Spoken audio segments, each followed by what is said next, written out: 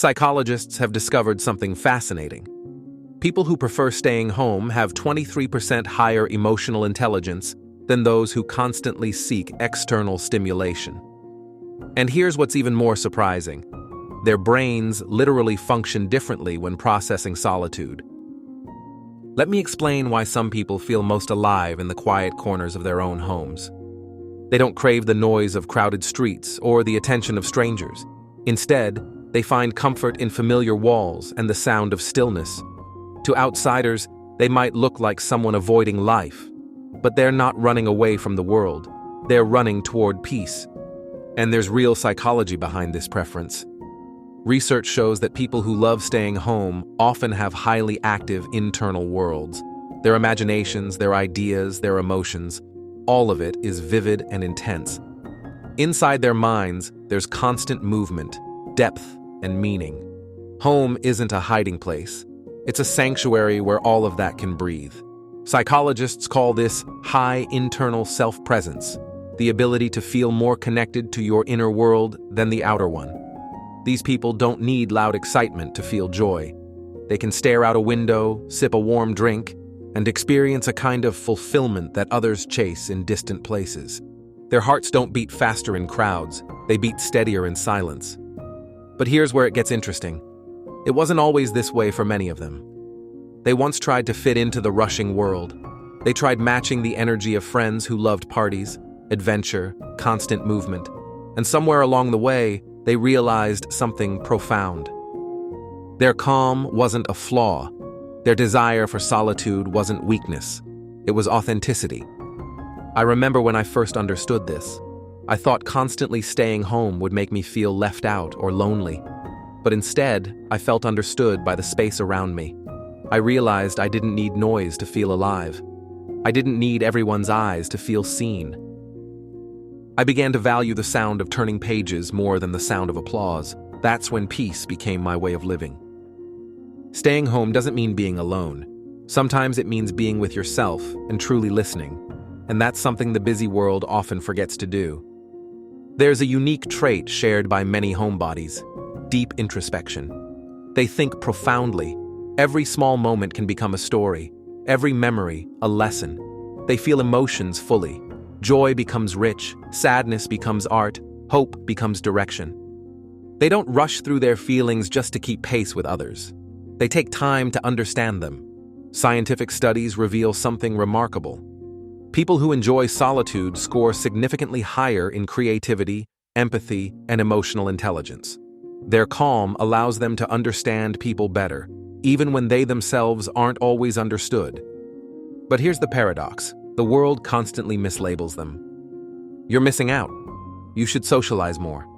Don't you get bored? These words sting because they imply that homebodies are somehow incomplete. Yet many of history's greatest thinkers, artists, and innovators were homebodies. They didn't stand in crowds. They stood in their rooms, refining ideas that would change the world. Maybe that's the hidden truth. Silence has its own form of communication. It teaches patience, observation, and a kind of strength that doesn't need attention to exist. But here's a deeper question. If home feels so safe, what are they protecting themselves from? Sometimes it's overstimulation. People who love staying home can feel deeply affected by noise, chaos, or emotional unpredictability. Their nervous systems crave stability, a place where energy can settle instead of constantly react. Home gives them control over their environment, and that control gives them peace. Sometimes it's trust. They give their hearts carefully to only a few people, not because they're cold, but because they feel everything so intensely. They know the value of emotional safety. And sometimes it's simply preference, not fear, not a barrier, not avoidance, just a choice to spend time in a space that feels warm and familiar. They have hobbies that don't require crowds: reading, creating, painting, watching films, building something personal. Joy becomes a quiet ritual instead of a loud celebration. They measure happiness in moments, not events. But here's what they rarely say out loud. They love deeply. They care quietly. They notice everything. Because when you remove distractions, the heart learns how to focus. If you're someone who loves staying home, you might have felt misunderstood. You might have questioned whether your personality is something you need to fix. You might have asked yourself if something's wrong because you don't enjoy loud gatherings. But what if nothing is wrong? What if the world simply needs more people like you? People who listen before speaking. People who think before acting. People who feel before pretending. Let me shift perspective for a moment. I once thought the world would forget me if I stayed in my room too long. But then I noticed something. The world inside my mind was blooming. Thoughts grew like gardens. Ideas kept me awake more than any late-night party ever could. I found meaning in the simplicity of my own space, and slowly I realized, home isn't walls. Home is a state of mind. Now it's time to talk directly to you. Because maybe you're one of these people. Maybe you've always felt a little different. Maybe you enjoy your own company more than the company of crowds. And maybe the world hasn't celebrated that part of you yet. But here's the truth. Your quiet is powerful. Your silence has depth. Your solitude is a gift, not a burden. Because people who love staying home aren't avoiding life. They're living it with intention. They don't want to waste words on small talk or time on shallow experiences. They want meaning, authenticity, real connections, even if those connections are few.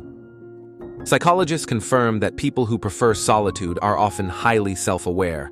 They recognize their own emotions with clarity. They understand who they are, what drains them, what nourishes them. Most people live without knowing these things their entire lives, but homebodies learn early. It doesn't mean they never get lonely. Loneliness and solitude aren't the same thing. Solitude is chosen. Loneliness is not. A person can feel lonely even in a crowded room. But solitude gives strength. There are days when staying home feels like protection, a break from a world that demands too much. And there are days when it feels like freedom, the freedom to just be. Let's go deeper into the psychology behind this preference. First, energy management. Many assume home-loving people are introverts, but that's not always true. Even extroverts sometimes need home's peace to recharge. It's less about personality type and more about emotional energy, where it's preserved and where it drains. Second, trust and vulnerability. They don't open up to everyone. They evaluate whether a person is emotionally safe before letting them into their inner world. Their hearts may appear guarded, but once they love someone, they love with intensity others rarely understand. Third, complex inner life. Their mind is a studio of imagination. They can turn silence into creativity, routine into ritual. They don't need destinations. They find purpose in presence. Fourth, control over environment. They know what triggers anxiety, discomfort, or overstimulation. Home allows them to manage their space, their time, their emotions. But here's a deeper truth. Sometimes the reason they love home is because the world once disappointed them. A broken friendship, a betrayed trust, a moment when their feelings were too big for others to hold. So they built a space where they didn't have to apologize for who they are. If you've ever chosen to stay home because the outside world felt heavy, you're not alone. You're learning to protect your peace, and that's emotional wisdom. Yet staying home doesn't mean you don't dream. Your aspirations aren't small, they're just internal. You dream of doing something meaningful, something beautiful, something that reflects who you truly are. You don't want 100 people cheering. You want one person who genuinely understands. And maybe you're waiting for the right moment, for the right people, for the world to feel a little softer. Here's something personal. Home is the one place where you don't fear judgment, where you don't have to perform, where exhaustion melts into comfort.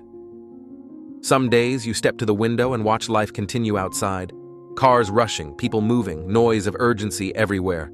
And you quietly smile because you know the real treasure is inside. Still, the world will always try to convince you otherwise. Society glorifies constant hustle as if rest is laziness, as if stillness is failure. But the truth is, rest is part of growth. Stillness is part of clarity. Silence is part of understanding. You may be at home more than others, but your life isn't paused. You're observing, healing, becoming. And because you feel deeply, you love deeply. Your relationships, even if limited, are authentic. If someone is in your life, they matter. You give them loyalty, gentleness, and attention that most people are too distracted to offer. You notice the small things, the sigh someone hides, the message someone doesn't send, the strength behind someone's silence. You understand emotions not just through words, but through pauses. And maybe that makes you a rare kind of strength. There's a beautiful quality people overlook. Those who love staying home often have true self-companionship. They don't fear their own thoughts. They don't run from their emotions. They can sit with themselves and still feel whole. There's a beautiful quality people overlook. Those who love staying home often have true self-companionship. They don't fear their own thoughts. They don't run from their emotions. They can sit with themselves and still feel whole. That's not loneliness. That's self-connection. So let me speak to you directly now, clearly and honestly. You are not strange for loving the comfort of home. You are not unambitious. You are not fragile. You are not missing out on life. You're building a life that doesn't exhaust you. And one day, when the time is right, when the world outside feels a little more aligned with your heart, you will step out, not because you're forced to, but because you choose to. And that choice will make the outside feel even more beautiful. Until then, drink your warm coffee slowly. Keep discovering the worlds inside your own mind. Keep protecting your peace. Keep loving quietly, but deeply. Because the people who love staying home are the ones who make the world feel like home.